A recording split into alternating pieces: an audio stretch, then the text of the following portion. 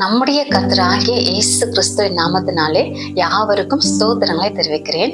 இந்த நாளிலும் வாசிக்கும்படியாக தியானிக்கும்படியாக எடுத்துக்கொண்ட வசனம் அது மீகா தீர்க்கதரிசியின் புஸ்தகம் 7ஆம் அதிகாரம் 15ஆம் வசனம். உன்னை அதிசயங்களை காண பண்ணுவேன்.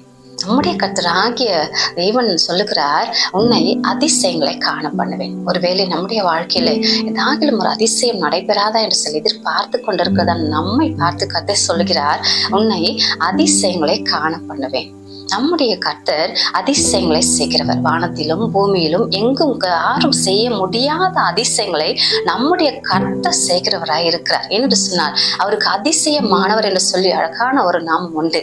ஆகவே கர்த்தர் சொல்லுகிறார், அதிசயமானவர் சொல்லுகிறார், உன்னை அதிசயங்களை காண பண்ணுவேன். சீனாய் மலையிலே நம்முடைய ஜனங்களாகிய இஸ்ரவேல் மக்களிடத்திலே கர்த்தர் சொல்லுகிறார், எந்த ஜாதிகளிடத்திலும் செய்யப்படாத அதிசயங்களை செய்வேன் என்று சொல்லி செங்கடலின் வழியாக அவர்களை நடத்தி கொண்டு வந்த கர்த்தர் சொல்கிறார், அதிசயங்களை காண பண்ணுவேன் என்று சொல்லி அநேக அதிசயங்களை செய்தார்.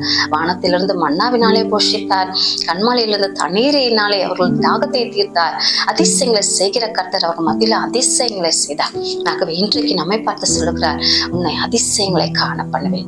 நம்முடைய வாழ்க்கையிலும் அதிசயங்களை நாம் பெற்றுக்கொள்வோம். கர்த்தரை நோக்கி பார்ப்போம். நிச்சயமாக அவருடைய ஜனங்களாகிய நாம் அதிசயங்களை காண்போம். நம்முடைய வாழ்க்கையில, நம்முடைய குடும்ப வாழ்க்கையில, நம்முடைய உலக பிரகாரமான பலவிதமான கடன் பிரச்சனைகளே, பலவிதமான கவலைகள்ல இருக்கும் பொழுது நம் அதிசயங்களை நிச்சயமாய் காண பண்ணுவார் கர்த்தர். அவர் மீது நம்பிக்கையா இருப்போம், அதிசயங்களை காண்போம். நாம் ஜெபிப்போம். நல்ல தகப்பனே, நல்ல வார்த்தைகளை காயமுக்கு நன்றியப்பா.